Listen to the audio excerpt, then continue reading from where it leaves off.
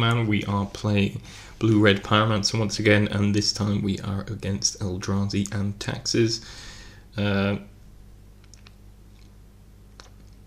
this is our opening hand. We have Serum Vision, Spell Snare, Young Pyromancer, Snapcaster and Lightning Bolt, so pretty stacked hand.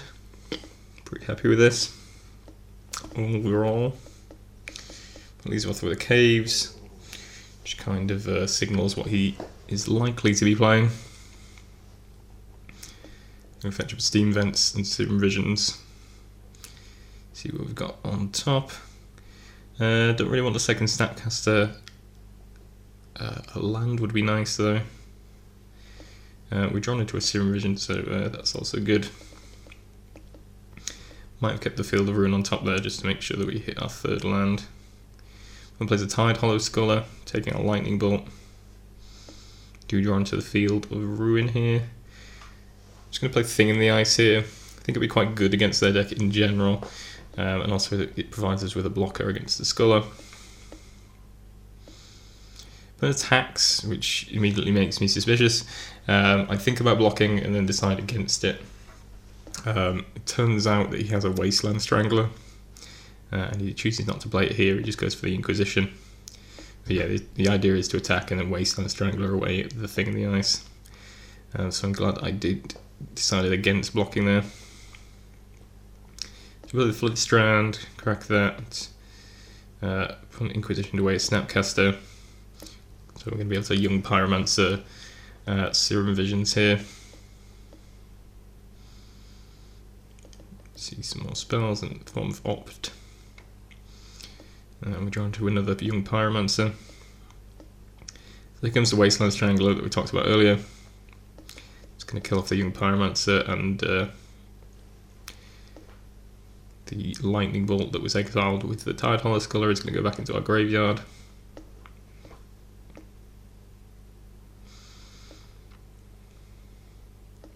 I'm going to play the second Thing in the Ice here. I mean, it's a good blocker above and beyond anything else, and we're also going to suspend our Ancestral Vision. Pass back to our opponent. It plays Lingering Souls, which is kind of annoying. It's able to fly over, but at the same time, once we flip the Thing in the Ice, then these tokens are just going to go away, so it doesn't seem too bad for us. But we are going to take a bit of damage in the meantime. We'll play Thought-Knot Seer. It's going to opt here. I mean, even if we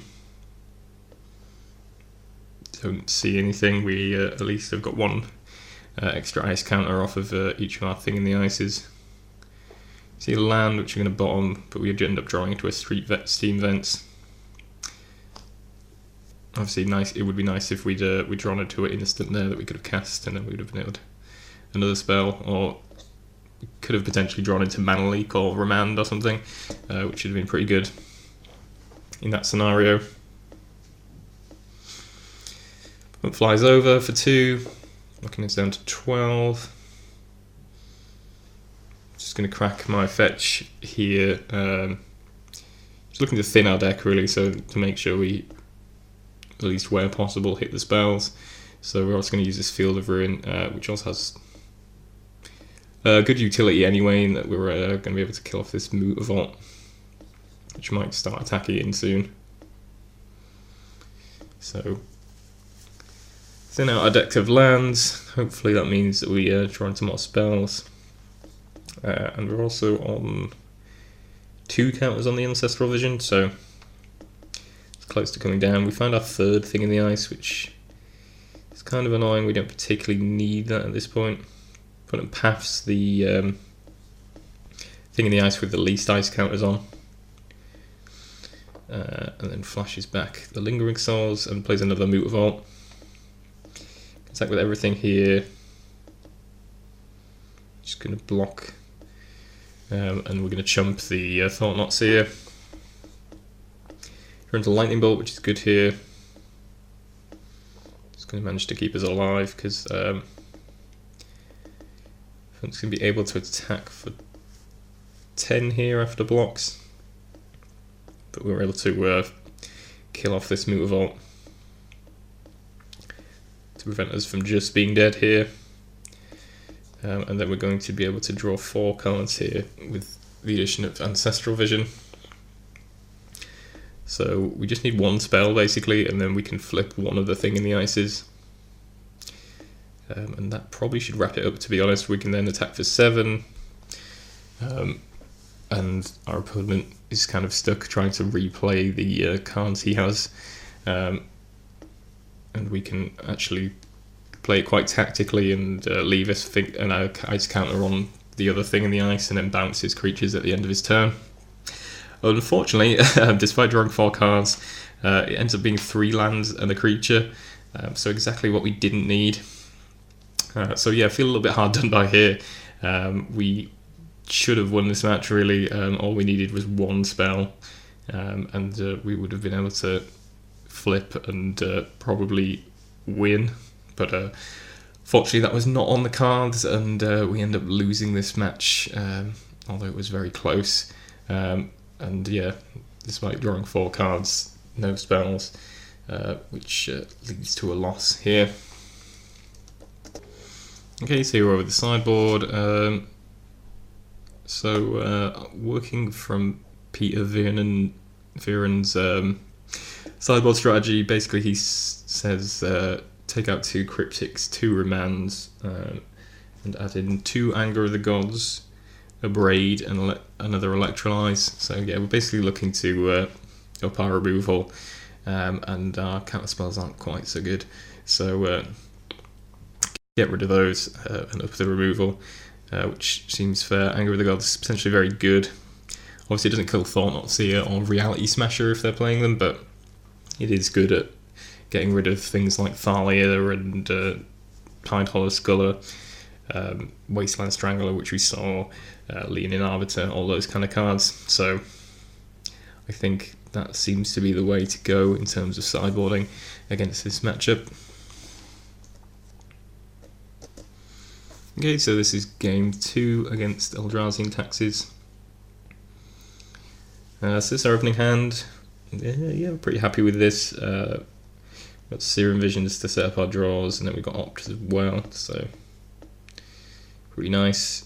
Just going to lead off with the Serum Visions. Draws us into Flooded Strand, Roast Island. Yeah, I think we probably just bottom both of those, I think. I don't think we particularly want either of them. Gonna have 3 lands here now, and unless he gets an early Thought-Knot Seer off or something, I don't think we're gonna need Roast just at this moment. I'm just trying to bring up Young Pyromancer here. And Inquisition's taking Snapcaster. I'm going to get to attack for 2 here. And try to cast a Path. I'm going to respond with a Logic Knot just to counter that and make an Elemental. Try to Anger of the Gods, which may come in handy later. Opponent activates Mutavault, which we're just going to Field of Ruin. Perfectly happy to do that. Not doing anything else with our mana this turn, and getting rid of the Mutavault seems good. And plays Wasteland Strangler. Unfortunately, we can't really do anything about that. Going to opt, see if we can draw something off of that. Finding a Serum Visions. This doesn't put us in a great position, unfortunately. The Spybuff Canal, some counter magic, drawn to a new Young Pyromancer. Contemplate whether or not I want to play that. Obviously the argument for not playing it is that we've got Anger of the Gods in hand, so we could just clear the board. But on the other hand, our opponent plays Thought-Knot Seer, so he could just Thought-Knot Seer and take that away from us. Unfortunately, our opponent had Reality Smasher, and there really isn't a lot we can do about that. we draw into the mana leak that I think that we tried to pick up to counter his bigger threats, but unfortunately his bigger threat is already on the board. Opponent tries to Thought Seize on mana leak in response. My opponent lets that happen. Opponent then has Lingering Souls. She flashes back. Attacks with both these guys.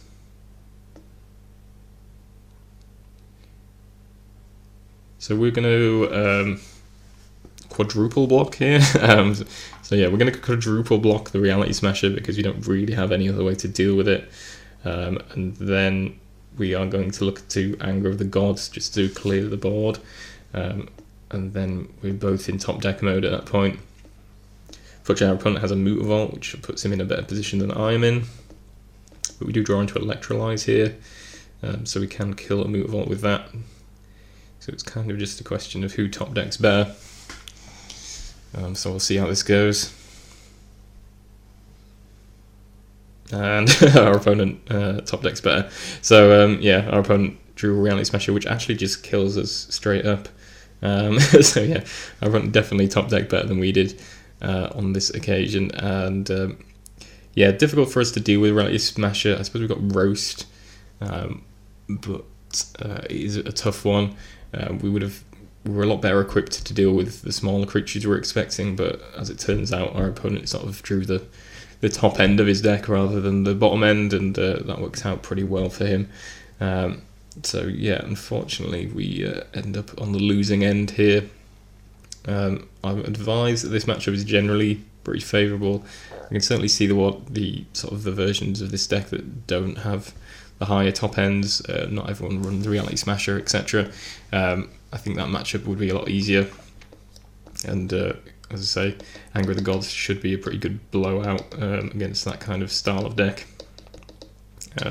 Which it almost was here, but as I say, Reality Smasher was kind of the problem, and unfortunately it came as a pair, so we unfortunately did not get through this test.